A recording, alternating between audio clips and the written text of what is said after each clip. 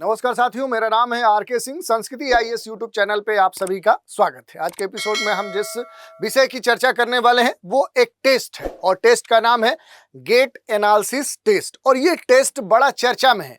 क्यों चर्चा में है? क्योंकि कुछ समय पहले देश की राजधानी दिल्ली के गांधी विहार मुखर्जी नगर क्षेत्र में एक यूपीएससी छात्र से जुड़े हुए उसके हत्या का जो मामला है वो काफी सुर्खियों में था।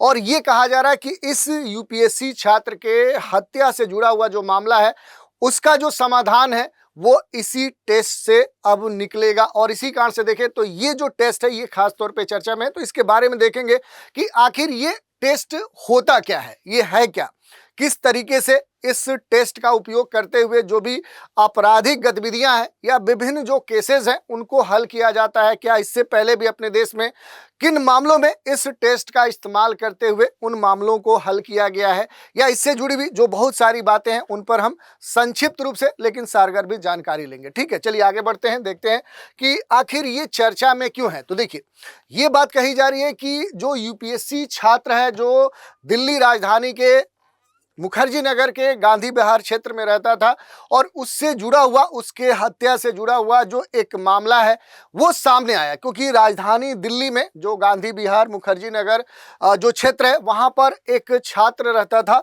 और इस छात्र का जो नाम था वो राकेश मीणा था। और इसी की हत्या का जो मामला है वो लगातार कुछ समय से देखे तो सुर्खियों में बना हुआ है। और इस हत्याकांड में जो फॉरेंसिक जो साइंस जो ग्रेजुएट जो महिला है जो कि कहीं ना कहीं उसके ऊपर इसके बॉयफ्रेंड के हत्या का जो आरोप है वो लगा है। और इसी क्रम में पुलिस ने उसकी प्रेमिका जो अमृता चौहान है, उसके जो अन्य साथी हैं उनको गिरफ्तार किया है। और उसके बाद कहा जा रहा है कि दिल्ली पुलिस ने सनसनीखेज ये जो पूरा वारदात हुआ है इसके संदर्भ में इस महिला को जो यहाँ पर गिरफ्तार किया गया, जो खास तौर पे देखे अपने लिव इन पार्टनर के साथ यहाँ पर रह रही थी और फिर बाद में अपने पूर्व जो कह सकते हैं कि जो मित्र हैं उनके साथ मिलकर इस व्यक्ति की जो मीणा है इसकी हत्या की गई। और इसी हत्या के मामले के संदर्भ में जो बहुत सारे जो सबूत है वो मिटाए गए। और बाद में जो पुलिस है उसने इस पूरे मामले को हल करने के संदर्भ में क्या है कि अमृता और उसके जो भी साथी हैं उनको गिरफ्तार किया।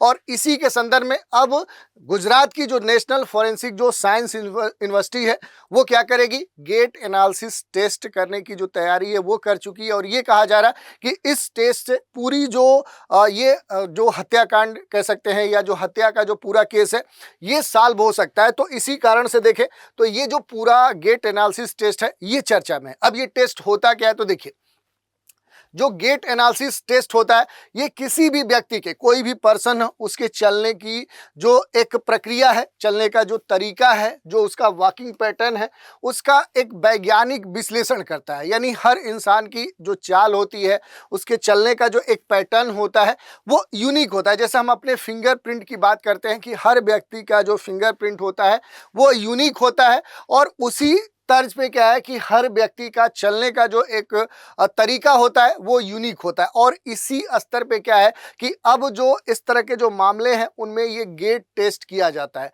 कब किया जाता है गेट टेस्ट, अगर इसकी हम बात करें तो जो भी वरिष्ठ अधिकारी हैं उन्होंने ये बताया है कि ये तकनीक एक आम तकनीक नहीं है। तब ये बहुत काम आती है जब किसी भी सीसीटीवी जो फुटेज है उसमें किसी भी आपराधिक गतिविधि या किसी इस तरह के मामले को हल करने के संदर्भ में जब उस फुटेज में उस व्यक्ति का जो चेहरा है वो साफ नहीं दिखता है और वो संदिग्ध होता है। और इस कारण से अगर उसकी जो मौजूदगी है उसके संदर्भ में जो जानकारी है वो प्राप्त करने के लिए इस तकनीक का इस्तेमाल किया जाता है। भारत में देखेंगे जो कानून प्रवर्तन एजेंसियां हैं वो इस तकनीक का इस्तेमाल तेजी से बढ़ा रही हैं। अदालतें भी इसे सबूत के तौर पे क्या है अब स्वीकार कर रही हैं। इससे पहले भी देश के कई सारे मामलों में इस तकनीक का इस्तेमाल किया गया है। तो इसकी आज हम चर्चा करें। यहाँ पर अगर हम देखेंगे जो गेट है, ये गेट क्या होता है, जो गेट एनालिसिस टेस्ट है, इसमें जो गेट वर्ड है ये मानव शरीर की जो विशिष्ट चलने की जो एक तरीका है, जो पैटर्न है वो जो ऑटोमेटिक होता है, जिसे हम जन्म से लेकर क्या करते हैं जीवन भर विकसित करते हैं। तो कोई भी व्यक्ति जो है वो अपनी जो चाल है, उसके जो चलने का तरीका है उसे पूरी तरह से नियंत्रित कर सकता है, ये बात कही गई है। लेकिन इसी के संदर्भ में क्या है कि अब इसी पैटर्न पर क्या होता है कि ये पूरा जो टेस्ट है ये आधारित होता है किन चीज़ों से मिलकर ये बनता है। सबसे खास बात है कि जो भी कंकाल संरचना है उससे ये मिलकर बनता है, मांसपेशियों की जो बनावट है, न्यूरोलॉजिकल जो नियंत्रण है, वजन का जो संतुलन है, क्योंकि हर व्यक्ति की जो चाल है वो यूनिक होती है, ठीक उसी तरह जैसे फिंगरप्रिंट होता है।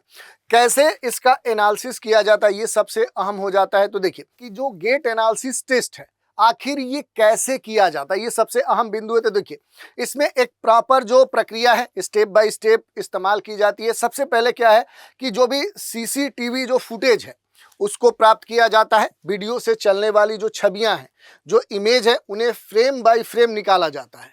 रेफरेंस जो गेट कलेक्शन है जिसमें संदिग्ध से इच्छित जो भी कह सकते हैं वॉकिंग है वो कराया जाता है और फिर उसमें एक तुलना की जाती है। दोनों चालों में एक मैट्रिक आधारित कह सकते हैं एक मैचिंग चेक की जाती है और बायोमैकेनिकल जो एक मॉडलिंग है जिसमें ये कहा जाता है कि कंप्यूटर, एआई या इस तरह के मशीन लर्निंग जो मॉडल है उस मॉडल के आधार पर चाल की जो 3D प्रोफाइल है वो बनाई जाती है और ओवरऑल क्या है कि रिपोर्ट जो है वो तैयार की जाती है। जो भी विशेषज्ञ है वो कोर्ट रेडी जो फोरेंसिक जो रिपोर्ट है वो इसमें तैयार करते हैं। तो इस पूरी प्रक्रिया से क्या होती है कि ये जो गेट एनालिसिस जो टेस्ट है ये तैयार किया जाता है। इसके अलावा अगर आप देखेंगे तो इसमें कई सारी चीज़ों को शामिल किया जाता है, जैसे कदमों की जो लंबाई है वो क्या है, इसमें कितनी दूरी पर वो पैर पड़ते हैं, वजन का जो डिस्ट्रीब्यूशन है कि चलने में जो वजन है वो कैसे शिफ्ट होता है, शरीर का जो झुकाव है वो क्या है, चाहे उसमें गर्दन की बात करें, कंधे की बात करें, कमर की बात करें, उनका अलाइनमेंट कैसे है कि आपके पूरे बॉडी का जो स्ट्रक्चर है उसका अलाइनमेंट कैसे, हाथ पैर का जो मूवमेंट है वो कैसे होता है, कितनी दूरी पर हाथ है वो देखा जाता है, फुट जो एंगल है कि पैर बाहर की ओर है या फिर अंदर की ओर कितने झुके हुए हैं। तो इस आधार पर ये जो तकनीक है तब अधिक उपयोगी होती है जब चेहरा या पहचान छिपी हुई है और सीसीटीवी में जो चाल है वो कैद हो गया हो। तो इसी कारण से कहा जाता है कि ये जो टेस्ट है ये अहम हो जाता है। इसमें कई सारी चीज़ें जो हैं इनका अध्ययन किया जाता है। खास केसों में इस टेस्ट का इस्तेमाल किया जाता है जहां पुलिस को सबूतों का अभाव होता है। ये जो टेस्ट है किसी भी व्यक्ति के चलने के तरीके का पूरी तरह से वैज्ञानिक जो अध्ययन है वो करता है और इसमें शरीर की हर हरकत को, हर मूवमेंट को बारीकी से क्या किया जाता है, ऑब्जर्व किया जाता है। चलने का एक जो खास सिग्नेचर है वो पहचाना जाता है और जो विश्लेषक हैं वो व्यक्ति की चाल, उसके सिर की जो बनावट है, उसकी जो पोजीशन है, कदम की जो लंबाई है, हाथों का जो मूवमेंट है, पैरों की जो पोजीशन है, वो व्यक्ति चलने पर आखिर कैसे अपने को कंट्रोल करता है, इन सारी चीज़ों पर गौर किया जाता है और इसी से उस व्यक्ति की जो पहचान है वो कर ली जाती है। अगर भारत में हम देखें कि ये जो टेस्ट है ये इसका उपयोग एक तरह से बड़े मामलों में क्या हुआ है, तो देश में कई सारे ऐसे गंभीर मामले हुए हैं जिनमें इस टेस्ट का इस्तेमाल किया गया है। बड़ा चर्चा में रहने वाला जो कोलकाता लॉ कॉलेज का जो गैंग रेप मामला था, इसमें जो वीडियो फुटेज है वो पूरी तरह से देखें तो विजुअल नहीं था, अस्पष्ट था, उसमें ये बड़े स्तर पे इस्तेमाल किया गया था। इसे देखें 2017 में, 2021 में, 2022 में, खास तौर पे देखें इस तरह के जो संदिग्ध मामले हैं उनको हल करने में इसका इस्तेमाल किया गया था। ये जो तकनीक है ये अब महत्वपूर्ण होती जा रही है। क्यों होती जा रही है, तो देखिए आजकल जो अपराधी हैं वो मास्क पहनते हैं, बहुत इस तरह के तरीके अपनाते हैं जिस कारण से वो चेहरा अपना छुपा लेते हैं या अपने को कहीं ना कहीं अब विजुअल या इस तरह के जो भी सीसीटीवी कैमरे लगे होते हैं उनसे बचा लेते हैं।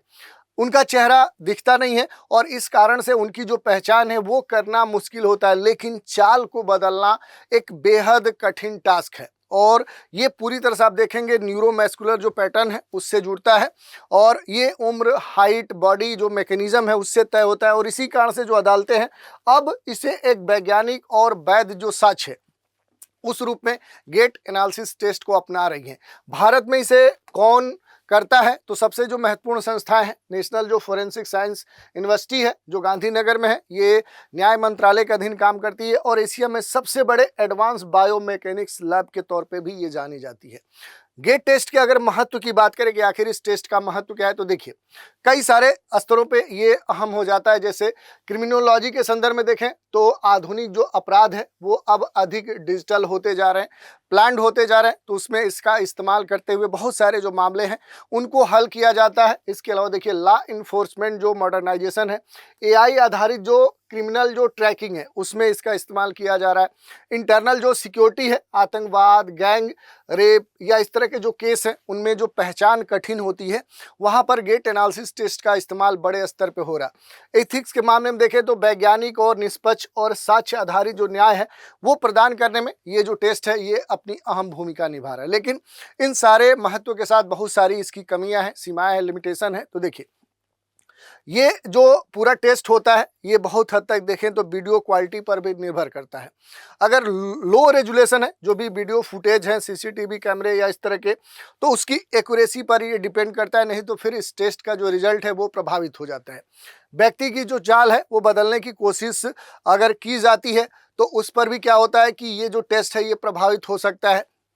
और सबसे खास बात है कि जो एक्सपर्ट हैं उनकी जो अपनी सब्जेक्टिविटी है, जो अनुभव है, जो ज्ञान है, वो भी अहम हो जाता है। तो ये इसकी कुछ लिमिटेशन है। तो ये पूरा हमने देखा कि गेट एनालिसिस जो टेस्ट है वो क्यों चर्चा में है। अगर मामले की बात करें तो दिल्ली के यूपीएससी छात्र के हत्या से जुड़ा हुआ जो मामला है उसी में ये जो टेस्ट है ये अब अप्लाई किया जाएगा और ये कहा जा रहा है कि इससे ये मामला अब सॉल्व हो जाएगा।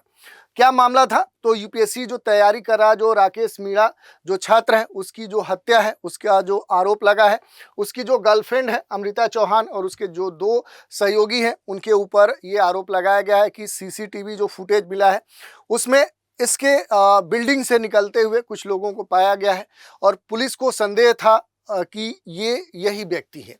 और इसी के आधार पर जो गेट एनालिसिस टेस्ट है वो कराया जा रहा है ताकि ये पता हो सके कि जो भी सीसीटीवी फुटेज है उसमें जो लोग दिख रहे हैं, क्या जो आरोपी हैं, चाहे वो अमृता चौहान हो या उसके जो सहयोगी हैं, क्या सेम वही है। और इस आधार पर बहुत कुछ तय होने वाला है कि अगर आरोपी ही क्या है कि वो फुटेज में दिखने वाला व्यक्ति है तो फिर क्या होगा कि इस मामले को आसानी से हल किया जा सकता है।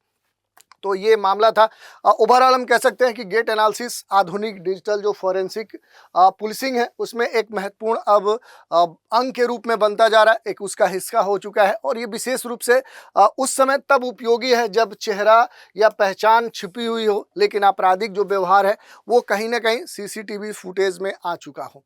तो ये जो टेक्नोलॉजी है ये क्रिमिनल जो जस्टिस है उसका एक सटीक उदाहरण भी हो सकता है और ये न्याय प्रणाली को एक तकनीक आधारित, जो कह सकते हैं तकनीक संचालित, प्रमाण केंद्रित और निष्पक्ष बनाने की दिशा में ये टेस्ट अब अहम भूमिका निभा रहा है। और इसी कारण से देखें तो अब कहा जा रहा है कि ये भी मामला अब पहले मामलों की तरह क्या हो जाएगा, सुलझ जाएगा। तो आज हमने इसी टेस्ट की चर्चा की और इससे जुड़े हुए जो भी अहम पहलू हैं उन पर हमने बात की। तो आज के एपिसोड में इतना ही। आप सभी हमारे साथ बने रहें, इसके लिए धन्यवाद।